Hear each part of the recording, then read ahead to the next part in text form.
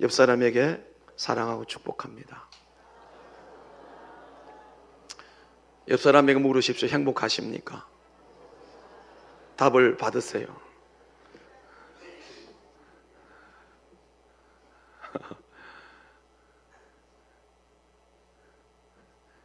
갑자기 얼굴이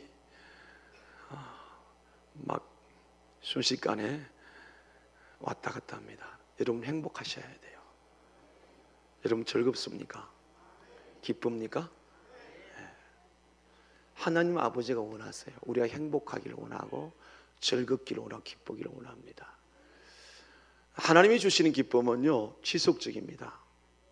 무슨 일을 만나도 어떤 상황이 와도 기쁘고 편안하고 행복하고 즐거운 줄로 믿습니다. 오늘 이 아침에 만약에 하나님이 주시는 원천적인 기쁨과 행복과 즐거움이 없다면 반드시 회복하는 은혜가 있기를 주님의 이름으로 간절히 소원합니다. 하박국에 보면요 이런 말씀이 있어요. 3장 17절에 보면 비록 무화과 나무가 무성하지 못하며 포도나무에 열매가 없으며 감람나무에 소출이 없으며 밭에 먹을 것이 없으며 우리의 양이 없으며 외양간에 소가 없을지라도 나는 여호와로 말미암아 즐거워하며 나의 구원의 하나님으로 말미암아 기뻐하리로다. 주 여호와 나의 힘이시라. 나의 발을 사슴 같게 하사 나를 높은 곳으로 다니게 하시리로다. 아멘. 아무것도 없어요. 생명을 부지하기조차 힘든 상황입니다. 어떻게 기뻐할 수 있나요? 그런데 이 하박국 말하기를 나는 여호와로 말미암아 즐거워하며 나의 구원의 하나님으로 말미암아 기뻐하리로다. 이것이 하나님의 백성이 누리는 기쁨이고 즐거움이에요. 왜 그러냐? 그 밑에 19절에 가보면은 하나님이 힘이라서 그래요. 하나님이 모든 걸 하실 수 있기 때문에 그런 줄 믿습니다. 지금 당장은 우리가 바닥에 있을 수가 있고 힘들 수가 있고 삶이 우리가 어려움이 있을 수 있겠지만 그러나 하나님이 모든 주권자이시고 우리의 모든 삶을 역전시킬 수 있는 분이 하나님이시기 때문에 그래서 지금은 내가 슬퍼할 수 있는 상황, 외로워할 수 있는 상황, 기쁨을 잃을 수 있는 상황이 되지만 그래도 제가 아침에 질문한 것 행복하십니까? 그 행복의 원천이, 그 기쁨의 원천이, 그 즐거움의 원천이 우리 하나님이 주시기를 주님의 이름으로 간절히 소원합니다. 그리고 지금 하나님께서 저의 모습을, 우리의 모습을 보실 때 하나님이 웃으실 것 같아요? 가만히 계실 것 같아요? 근심스럽게 보실 것 같아요? 아니면 우실 것 같아요?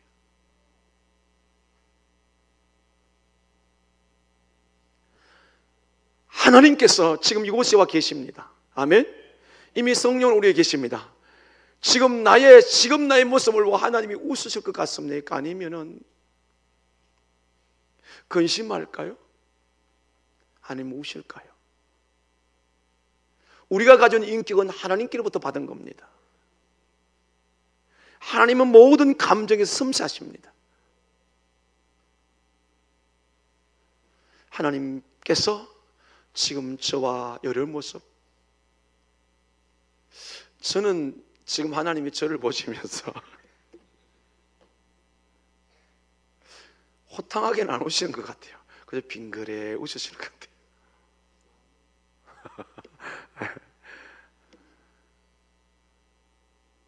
하나님의 얼굴이 있으시다고요? 하나님 얼굴이 없어요. 영이세요. 우리 안에 계신 성령님께서 여러분 제 마음 속에서 통해서 하나님의 모습을 그리게 만들고 하나님의 모습이 웃는지 우시는지 슬퍼하시는지 근심하시는지 알게 하신다는 거죠. 그래서 정직하게 우리의 모습을 하나님 앞에서 볼 수 있는 은혜가 있기를 주님의 이름으로 간절히 소원합니다. 왜 제가 이렇게 말씀을 드리느냐? 오늘 본문에 보니까 본문에 보면은 17절에 보면요, 너희가 이를 듣지 않으면 나의 심령이 너희 교만함으로 말미암아 은밀한 곳에서 울 것이며 여호와의 양떼가 사로잡혀로 말미암아 눈물을 흘려 통곡하리라. 예레미야입니다. 예레미야는 1장에 보면 하나님께서 부릅니다. BC 627년에 불러서 BC 580년까지 약 47년 동안을 하나님의 말씀을 받아서 성경에 보면 예레미야는 특히 여호와의 말씀이나 여호와의 말씀이나 하나님의 대사라서, 하나님의 대언자라서 하나님이 남유다를 통해 하신 말씀을 받아 그대로 전했습니다. 지금 시점은, 이 13장의 시점은 BC 597년경이 됩니다. 그러니까 느헤미야가 그 하나님 역사의 무대에 등장한 지 27년, 약 30년이 되죠. 30여 년 동안 하나님께서 예레미야를 쓰셨는데, 예레미야가 흘린 눈물이 저는 하나님의 눈물이라고 보았습니다. 오늘 예레미야가 너희들 때문에 내가 운다, 내가 너희들 때문에 내가 통곡한다. 그 다음에 4장 17절을 보십시오. 너는 이 말로 그들에게 이르라. 내 눈이 밤낮으로 그치지 아니하고 눈물을 흘리리니 이는 처녀딸 내 백성이 큰 파멸 중한 상처를 말미암아 망함이라. 아멘. 지금 이 시간까지 예레미야는 하나님의 말씀을 그대로 전했습니다. 하나님의 심령을 가지고 멸망을 향해 달려가는 그 남유다를 그대로 전했는데 듣지는 않아요. 그래서 여기서 예레미야는 내가 내 눈이 밤낮으로 그치지 않은 눈물을 흘린다. 저는 이 말씀을 묵상하다가 이 눈물은 하나님이 나를 향해 흘리는 눈물이다. 구약의 개념에서는요, 선지자들은 바로 하나님이었습니다. 그들이 입에 나온 말을 지키면 복을 받고 안 지키면 하나님께서 심판하셨어요. 그래서 이 아침에 우리의 모습 속에서 저를 바라보고 여러분을 바라보신 하나님께서 눈물을 흘리고 계십니까? 웃고 계십니까? 우리 신앙은요, 기독교 신앙은 공을 들인 게 아니라 날마다 인격적인 하나님과 교제를 이루어가고 가는 그런 관계인 줄 믿습니다. 여기 시지만 우리 이미 성령으로 들어와 계시고 말씀을 통해서 기도와 찬양을 통해서 끊임없이 교제를 이루어간다고요. 내 안에서 내 삶 속에서 그려지는 아버지의 모습은 웃는 모습입니까? 나 때문에 기뻐합니까?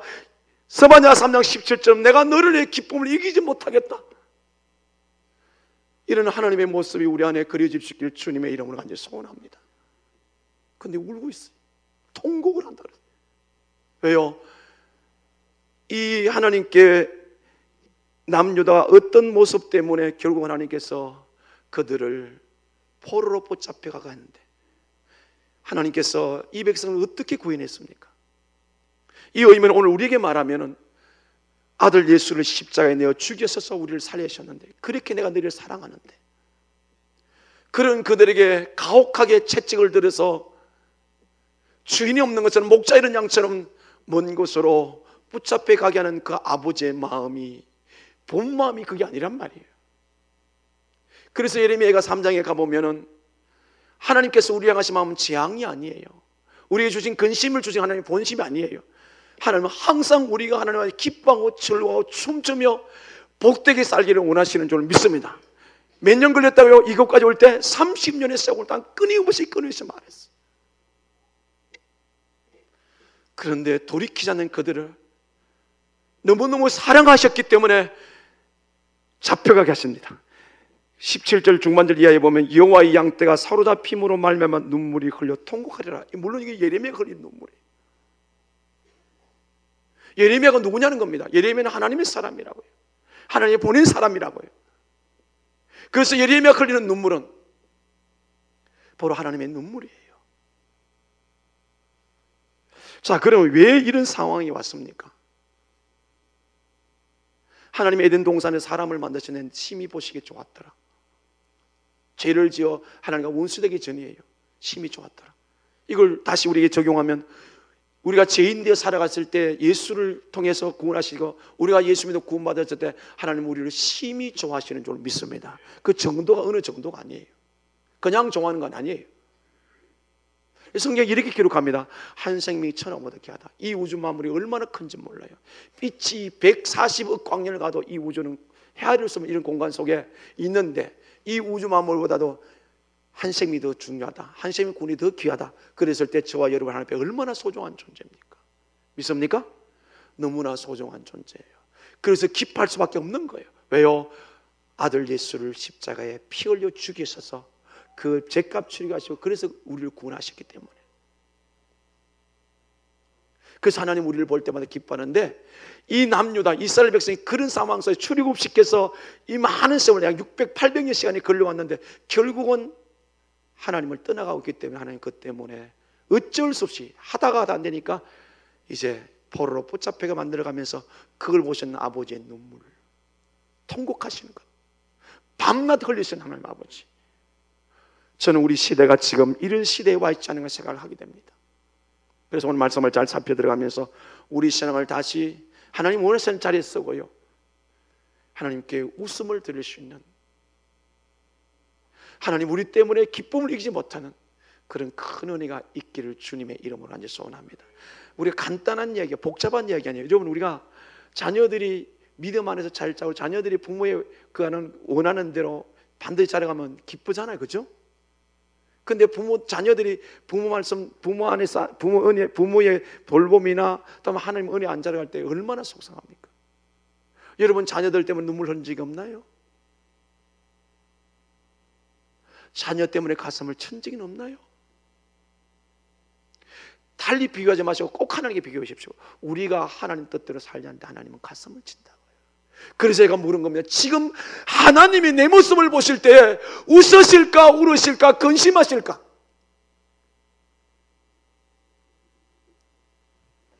이 예배 시간이 끝나갈 때에 하나님 우리 생애를 보며 나를 보면서 활짝 웃으시는 이런 은혜가 있기를 주님의 이름으로 간절히 소원합니다. 그럼 이스라엘 백성이 왜 이렇게 됐습니까? 근데요, 그때뿐만 아니라 이 시기가 약 600년이 지난 후에도 하나님의 사람 쓰시던 바울이 이렇게 말합니다. 디모데후서에 보면 이런 말을 해요. 4장 1절입니다. 하나님 아까 살아낸 자와 죽은 자를 심판하실 그리스도 앞에서, 예수 앞에서 그가 나타나실 것과 그의 나라를 두고 음이 명하노니 너는 말씀을 전파하라. 때를 얻든지 못 얻든지 항상 힘써라. 범사에 오래 참음과 가르침으로 경책하며 경계하며 권하라. 때가 이르리니라. 사람이 바른 교훈을 받지 아니하며 귀가 가리워서 자기 사욕을 따를 서성을 많이 두고 또 그 길을 진리에서 돌이켜 헛하는 이야기를 따르리라. 아멘. 시대 말의 징조가 뭡니까? 지금 곧 포로로 붙잡혀갈 이 BC 590년 2차 포로로 붙잡혀가는 상황입니다. 그런 상황 속에도 돌이키지 않잖아요, 그렇죠? 그럼 800년이 지난 예수님이 승천하시고 그 사명을 감당하는 바울 사도가 뭐라고 말합니까? 주님 오실 날에 가까우면, 그가 나타날 때 가까우면 어떻게 한다고요? 때가 이르니 사람이 바른 교훈을 받지 않냐고 귀가 가리워서 자기 사욕을 따를 서성을 많이 두고 또 그 길을 진리에서 돌이켜 헛하는 이야기를 따르느니라. 이게 BC 620년, 아니 그 앞에 더 있었습니다. 2000년 전에 있었던 것만 아니고 지금도 주님 오실 날 가까우니까 자기 사욕을 위해서 서성을 많이 두고 진리에서 길을 돌이킨다, 따르지 않는다고 그랬어요. 다시 묻습니다. 하나님이 내 모습을 보시면서 웃으실까요? 울으실까요? 간단합니다. 내가 하나님의 말씀에 귀를 기울여 그 말씀을 쫓아가면 하나님 날마다 웃으실 줄 믿습니다. 그러나 그 말씀을 돌이켜 그 진리를 쫓아가지 않을 때 우리 하나님 우실 겁니다. 왜? 그 결론이, 물론 우리가 죄를 짓고 살아서 그나서 구원이 무효화되는 건 아닙니다. 한 번 구원은 영원한 구원인 줄 믿습니다. 성령이 우리 안에 계시기 때문에 그렇습니다. 그러나 삶은 어떻게 해요? 내가 너를 망하게 하리라.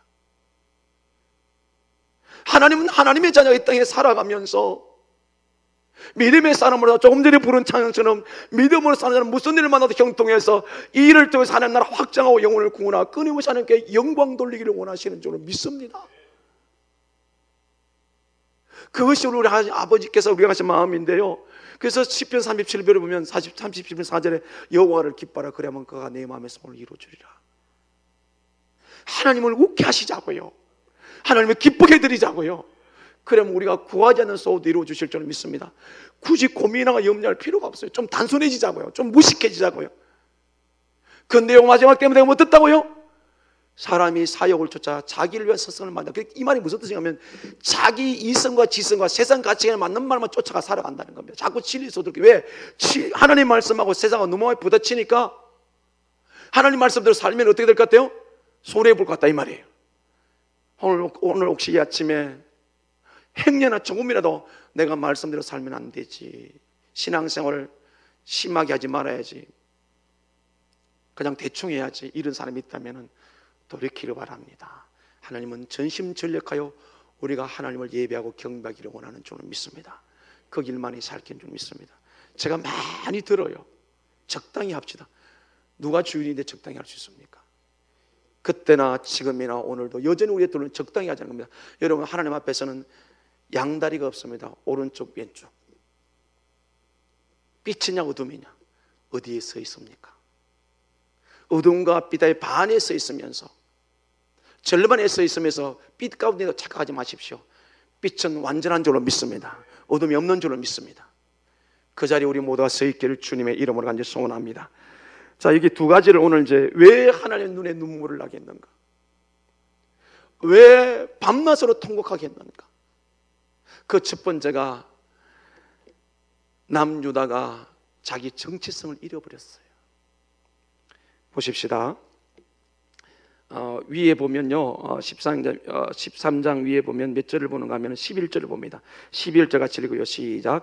여호와의 말씀이니라. 띠가 사람의 허리에 속함같이 내가 이스라엘 온 집과 온 유다 온 집으로 내게 속하게 하여 그들로 내 백성이 되게 하며 내 이름과 명예와 영광이 되게 하려 하였으나 그들이 듣지 아니하였느니라. 아멘. 여기 13장 1절에서 14절까지는 두 가지 비유를 말합니다. 썩은 배띠, 허리에 띈 배띠의 비유와 그다음에 포도주 가죽 부대를 이야기합니다. 이 두 가지 뜻이 다 무슨 의미냐면요, 공통된 점이 있는데,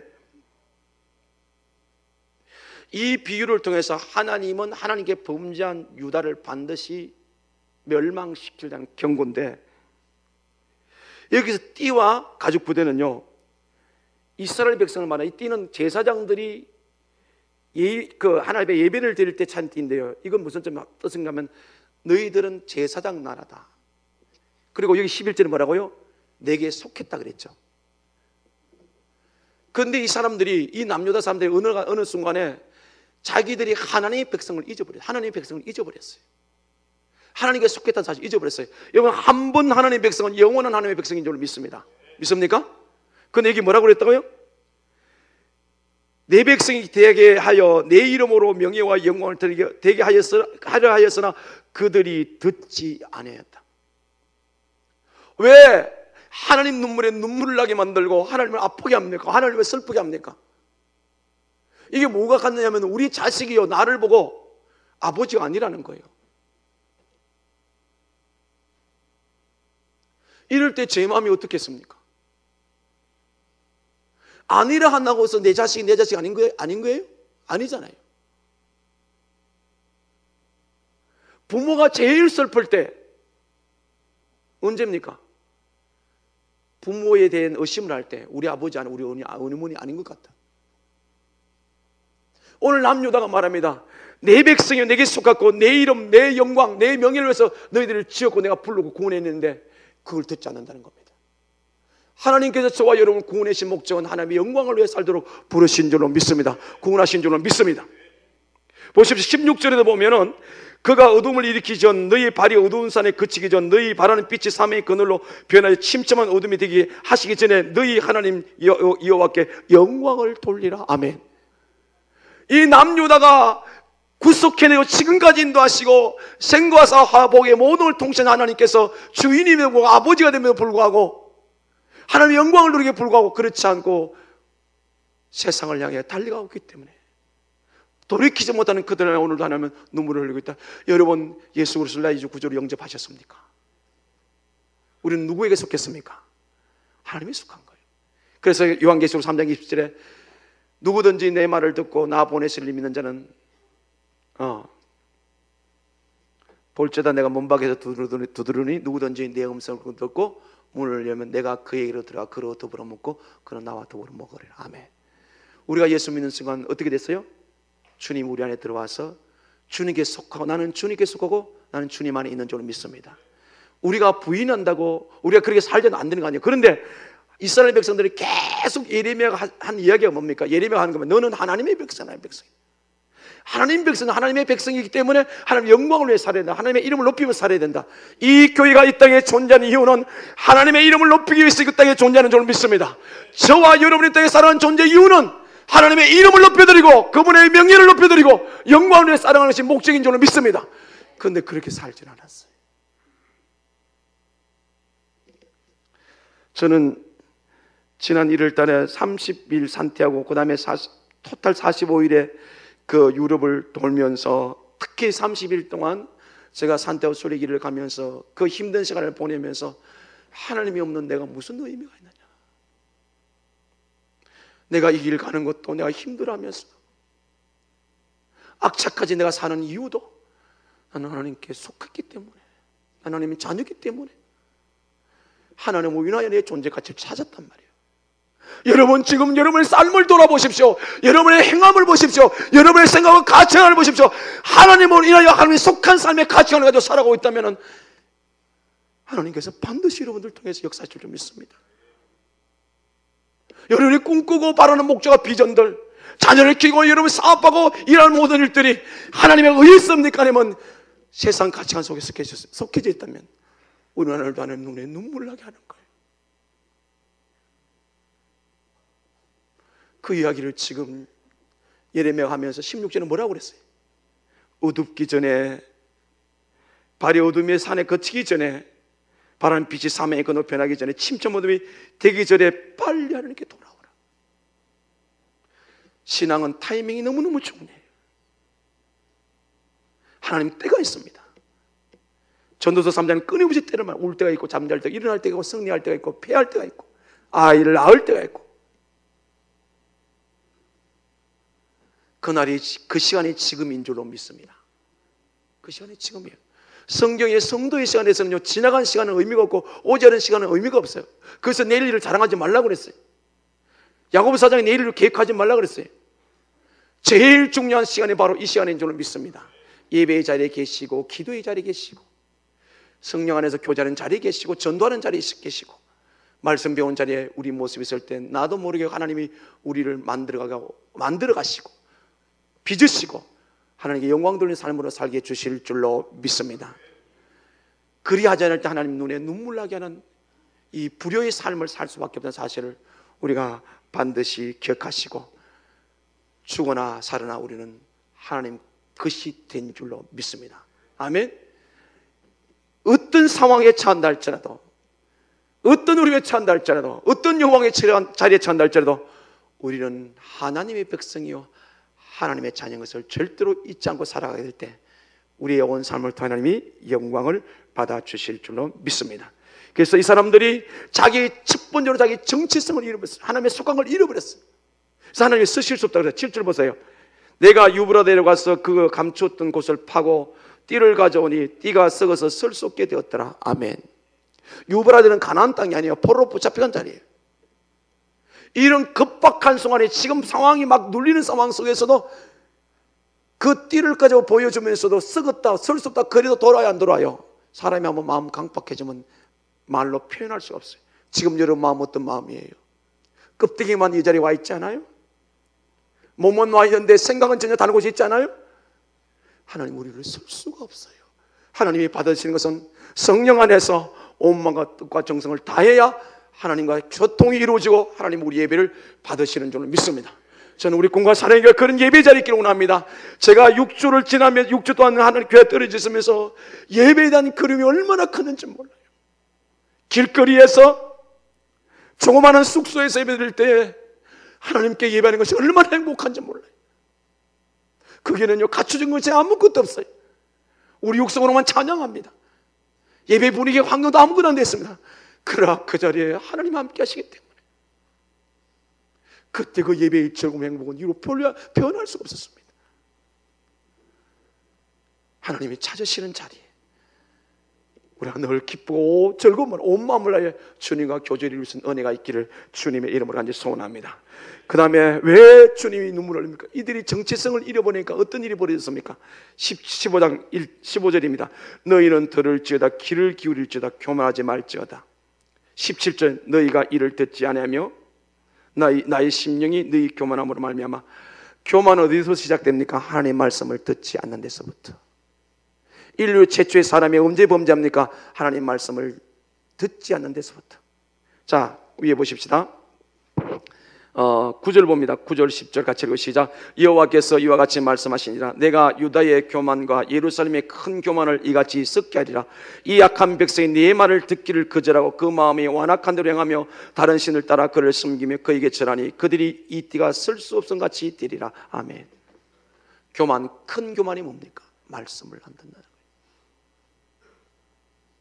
이 말씀을 듣는 의미는 이렇게 소리로 청음으로 듣는 것이 아니고, 여기서 예레미야가 말하는 것은 이들이 하나님 말씀에 순종하지 않는다. 교만이 뭐예요? 하나님 말씀에 순종하지 않는 거예요.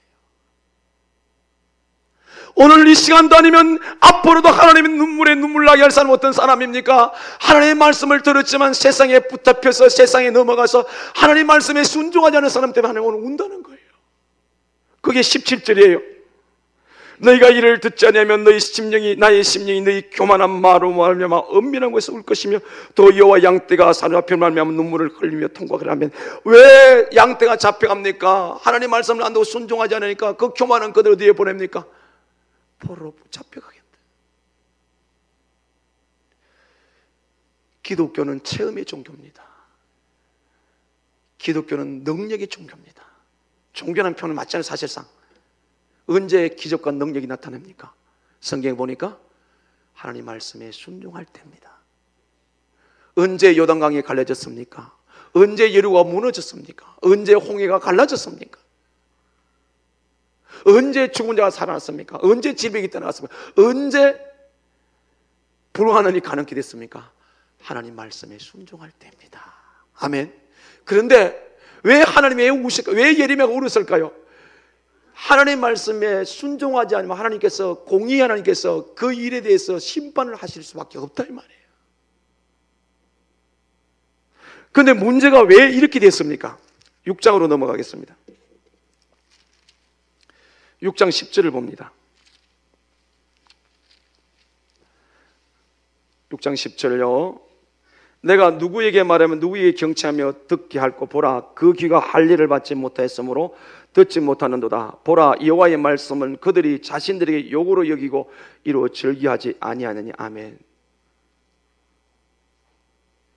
여러분, 남유다가 어떤 생각을 하고 있죠?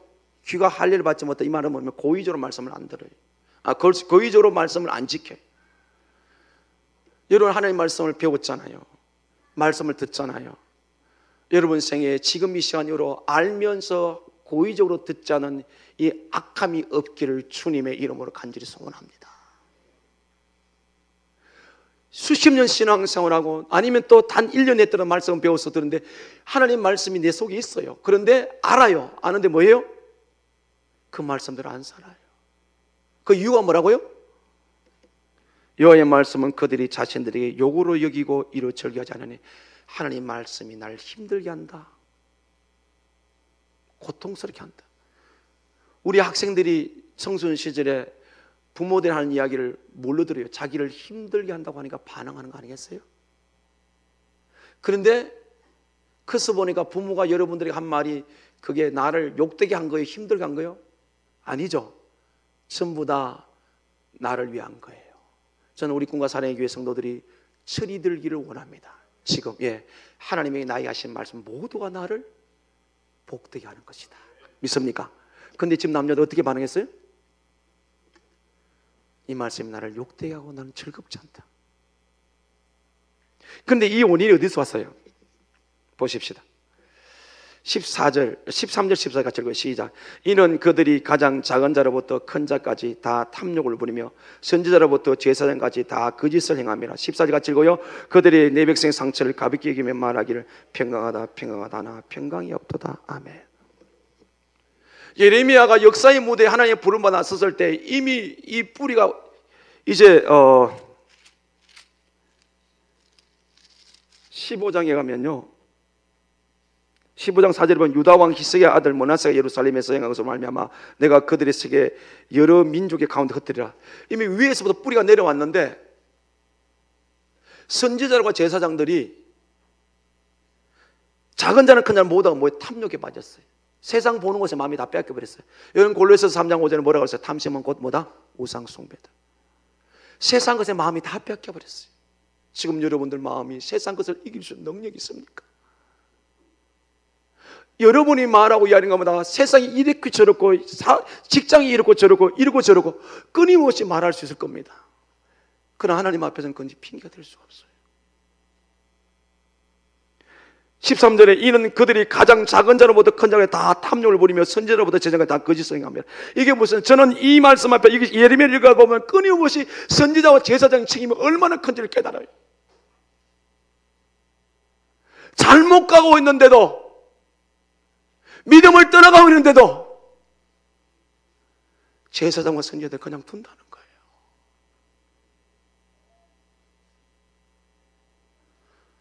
저는 정말 솔직히 피가 끓었습니다. 내가 이렇게 목회하고 있지는 않는지. 그럼 14절 뭐라고 그랬어요? 그들이 내 백성의 상처를 가볍게 여기면서 말하기를 평강하다 평강하다 하나 평강이 없도다. 여러분 평강하십니까?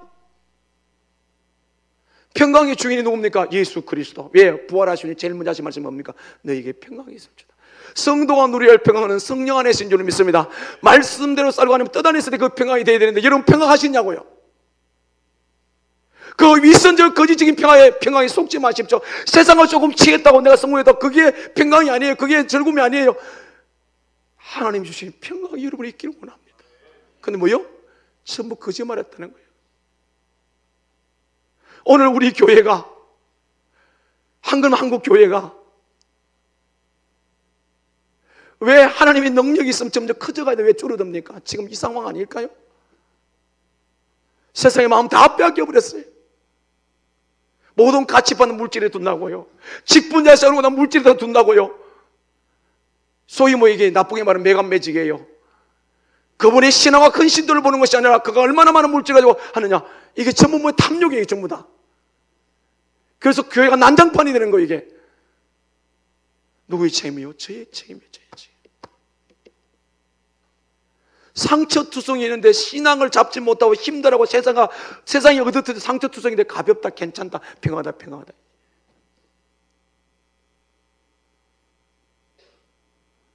이러다 보니 예레미야가 아무리 외쳐도 이미 깊숙이 들어갔어. 제가 일부 예배드리는 교사들에게 저와 똑같은 마음을 갖자고 했어요.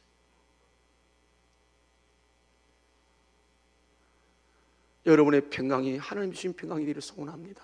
이게 뭐라고 그랬어요? 그들이 내 백성의 상처를 가볍게 여기면서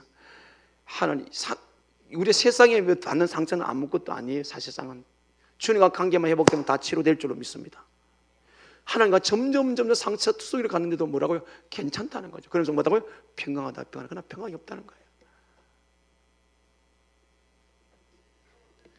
하나님 말씀을 듣지 않았어.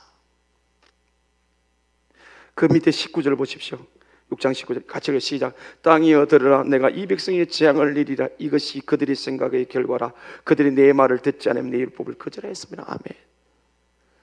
왜 망합니까? 그들의 생각이 그러다. 그 생각이 뭡니까? 하나님 말씀 뭐 했어요? 거절했어요. 지금도 저는 믿어요.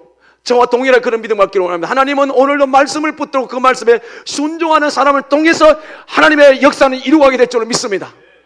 하나님께서 구속해냈지만 어때요? 내가 다 끝을 내버리겠다. 왜요? 나를 거절했기 때문에. 말씀을 거절하는 결과를 뭐요? 하나님 거절한다고 봤단 말이에요. 맞죠? 말씀은 그 하나님이시니까. 근데 지금 제가 지금 전하는 말씀을 들으면서 여러분 적당히 나는 그렇지 않다고 말할 수 있을까? 나는 오늘 예배당에 왔는데 좋아요. 보십시다. 7장을 넘어봐요.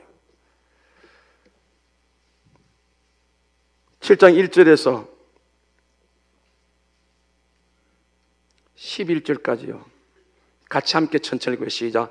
여호와께로부터 예레미야에게 말씀이 임하니라. 이르시되 너는 여호와의 집 문에서 서서 이 말을 선포하여 이르기를 여호와께 예배하러 이 문으로 들어가는 유다 사람들아, 여호와의 말씀을 들으라. 만군의 여호와 이스라엘 하나님께서 이와 같이 말씀하시되 너희 길과 행위를 바르게 하라. 그리하면 내가 너희를 이곳에 살게 하리라. 너희는 이것이 여호와의 성전이라, 여호와의 성전이라, 여호와의 성전이라 하는 거짓말을 믿지 말라. 너희가 만일 길과 행위를 참으로 바르게 하여 이웃들 사이에 정의를 행하며 이방인과 고아와 과부를 압제하지 않으며 무죄한 자의 피를 이곳에서 흘리지 아니하며 다른 신을 뒤를 따라 화를 자주 낮추지 아니하면 내가 너를 이곳에 살게 하리니 곧 너희 조상에게 영원무궁토록 준 땅이니라. 보라, 너희가 무익한 거짓말을 의존하는도다.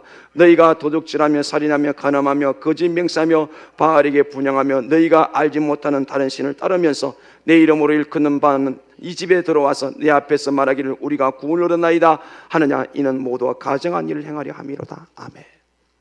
예배드리러 가요. 근데 예배드리는 그들에게 뭐라고 말합니까? 하나님의 말씀을 들으라고 그랬어요.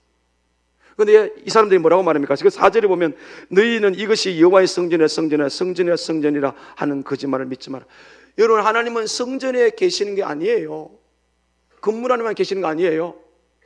그들이 지어놓은 건물에서 위로받겠다. 다시 말해서 겉모양으로 예배대로 우리는 다 했다고 말합니다. 하는데 뭐의 뜻이에요? 이게 지금 삶이 없다는 거예요. 쭉 내려가 보면 바로 행하고 바른 길로 가거라. 이웃에게 정의나 공의를 베풀어라. 그리 참 너도 모든 행위가 가정하다고 그랬어요. 예배의 삶이 될 수 있기를 간절히 소원합니다. 주일날 주님 전에 와서 예배 한 번 드린 거로 만족하면 안 돼요. 여기 오늘날 주님 전에 와서 주의 공동체가 주의 이름으로 예배드리는 날보다도 바깥에 사는 애들이 더 많기 때문에 세상 속에서 믿음으로 살아갈 수 있기를 주님의 이름으로 소원합니다. 그런데 이 사람들이 예배당에 올 때는 그리스도인데 바깥에서는 전혀 그렇게 안 산다는 거예요. 하나님이 그때 아신다는 거예요. 그래서 하나님이 그걸 뭐라고요? 가정하다고 그랬어요. 내 영이가 가정하다. 그 모든 원인이 어디서 나왔던 말씀을 듣지 않는 데서 교회 문방만 나가면 세상 가치관을 쫓아 살고 내 뜻대로 내가 사는데, 아까 뭐라 그랬어요? 6장 19절에 그들의 생각의 결과 그들이 내 말을 듣지 않으면, 자기가 꽉 차 있고 세상 가치관 꽉 차 있는데 어떻게 하나님 말씀이 들어옵니까? 여러분, 예배 드린 것만 만족하지 마십시다. 주께서 들은 말씀, 모여서 은혜 받은 말씀 가지고 세상 속에 살아갈 수 있는, 하나님을 웃게 할 수 있는 성도가 되기를 원합니다. 가정한 것 하나님을 슬프게 하는 거예요. 겉과 속이 다른 것 하나님을 슬프게 하는 거예요. 하나님이 가장 배신감을 느낀 게 뭡니까? 겉과 속이 다른 거죠. 근데 하나님 우리 중심을 보시는데,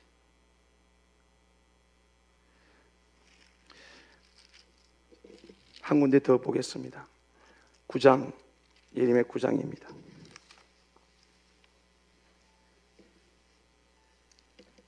13절에 16절 같이 읽어요. 9장 13, 16 읽으면 시작. 여호와께서 말씀하시되 이는 그들이 내가 그들의 앞에 세운 나의 율법을 버리고 내 목소리를 순종하지 아니하며 그들을 행하지 아니하고 그 마음의 완악함을 따라 그 조상들이 자기의 결친 말들을 따랐습니다. 그러므로 만군의 여호와 이스라엘 하나님께서 이와 같이 말씀하시니라. 보라, 내가 그들을 이 백성에게 쑥을 먹이며 독한 물을 마시게 하고 그들과 그들의 조상이 알지 못하던 여러 나라 가운데 그들을 흩어버리고 진밀까지 그 뒤로 칼을 보내리라 하셨느니라. 아멘. 뭐가 원인이죠? 그들 앞에 세운 하나님의 말씀을 버리고 하나님의 말씀을 순종치 않았어요. 하나님께서 독을 먹인다고 그랬어요. 그리고 붙잡게 만들겠다는. 그런데 그게 하나님의 본심이 아니기 때문에 하나님 눈에 눈물이 나는 거예요. 자기의 백성이, 자기의 자녀들이 그렇게 그 꼴로 가는 그 모습이 하나님의 원래 마음이 아니기 때문에. 그러면 30년 동안, 아니 앞에서 수능에서 이제 말했죠. 안 돌아오니까 돌아온 모습은 껍데기는 것 같아요. 예배도 들어가요. 그런데 그 안에 중심에 아무것도 없어요. 전부 세상을 쫓아 탐욕으로 산단 말이에요. 오늘 이 아침에 지금 아버지의 눈에 눈물을 닦아드릴 수 있는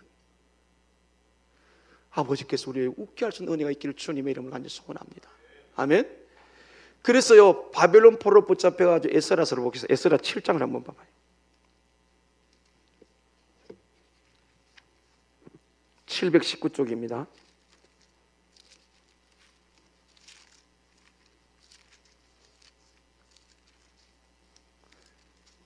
(7장 10절을) 봅니다.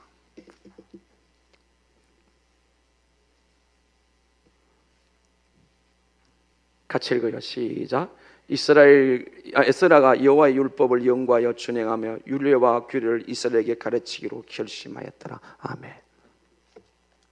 제가 조금 전에 말씀드렸던 선지자들과 제사장들이 전부 다 세상 가치관을 쫓아서 괜찮다고 말했고, 하나님 편에 선 것이 아니라 세상 편에 서서 말했고 사람 편에 서서 말했고, 상처투성이로 무너져가는데도 불구하고 평강하다 평강하다 그랬던 지도자들의 아픔이 에스라는 알고 있어서, 그래서 내가 올라가면 이제 이게 1차 성전 건축 중에 이제 올라오면서 이런 상황이 발생했는데, 내가 여호와 율법을 연구하여 준행하며 율례와 규례를 이스라엘에게 가르치기로 결심하였더라. 제가 산티아고 갔다 와서 우리 성도들이 이미 제자 1기 2기가 있건데, 많은 사람이 다시 성경 공부를 해야 되고 계속 성경 공부를 해야 되는데, 그렇습니다. 앞으로 이제 맨투맨은 제가 할 것이고 집사람 할 것이고 또 계속 그러면 그다음에 그룹들 생기면 계속 우리 제자들이 양육할 텐데, 말씀 배워야 합니다. 말씀을 몰랐어. 여러분, 어떤 것보다 하나님 말씀 배우는데 투자하시길 바랍니다. 그 고통의 시간을 본 다음에 에스라가 포로기 안에 올라오면서 어떤 결심을 하나요? 내가 영과에 그들을 행하고 내가 반드시 그들에게 가르치리라. 여러분, 다음 세대를 바라보십니까? 우리 주님 오시는 그날까지 다음 세대를 키우기를 원합니까? 우리 다음 세대에게 말씀을 제대로 가르쳐 주시기를 간절히 소원합니다.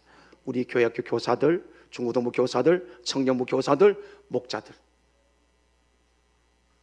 자, 지난 주일날 우리가 지난주 나흘 동안 우리 교회 집회를 했어요. 반복력 장로님이 이런 고백에서 마지막 날, 그 전에 이미 저에게 대화할 때 이야기했어요.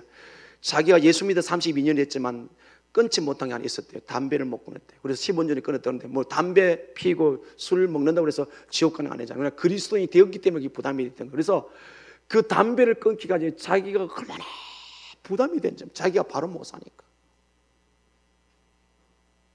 오늘 우리 가정에서, 우리의 삶의 영역에서 말씀에 합당하지 못한 것이 있다면 정리를 해야 우리가 당당하게 말씀을 전할 때 그게 성령이 역사하실 줄 믿습니다. 오늘 안 먹혀드는 이유는 가르친 자의 삶이 변화가 없기 때문에 그래요. 본이 안 되기 때문에 그래요. 우리 꿈과 사랑의 교회가 하나님 말씀 앞에 서서 하나님의 자녀임을 알고 말씀을 지킴으로 오늘 본문 말씀처럼 교만하기 때문에 내가 너를 끊어버리겠다. 교만이 뭐라고요? 하나님 말씀에 불순종하는 거, 듣지 않는 거, 이것이 교만입니다.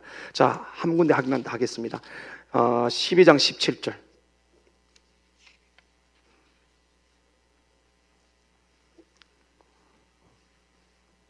같이 읽어요. 시작. 그들이 순종하지 아니하면 내가 반드시 그 나라를 뽑으리라. 뽑아 멸하리라. 여호와의 말씀이니라. 아멘. 그들이 누굽니까? 남유다입니다. 순종하지 않으면 어떻게 하겠다고요? 그냥 하는 거죠. 반드시. 이게 창세기 2장이 나오는 이 선악과를 먹으면 정령 죽는다 똑같은 뜻입니다. 하나님, 그래서 정령 죽었어요. 하나님 원수 됐어요. 힘들 수도 있습니다. 성도로 살아가기. 그러나 영광의 길입니다. 성도의 길은, 그 길은 바로 우리가 하나님의 말씀에 순종하는 길밖에 없는 줄로 믿습니다. 타협할 수 있는 길이 아무것도 없습니다. 하나님 말씀은 영원한 진리이기 때문에. 그래서 하나님을 눈물 나게 하는 우리가 아니라 말씀에 순종함으로 하나님을 웃게 하셔서 하나님을 기쁘게 해드려서 그 기쁨을 이기지 못한 하나님께서 사랑하는 성도들 삶에, 여러분 성도의 모든 삶의 영역에 하나님의 영육간의 강건한 복이 끊임없이 임하고 여러분이 이 땅에 살아갈 동안에 복음의 통로로, 축복의 통로로 쓰임받을 수 있기를, 하나님을 웃게 하시는 성도가 될 수 있기를 주님의 이름으로 간절히 축원합니다. 아멘. 기도합니다.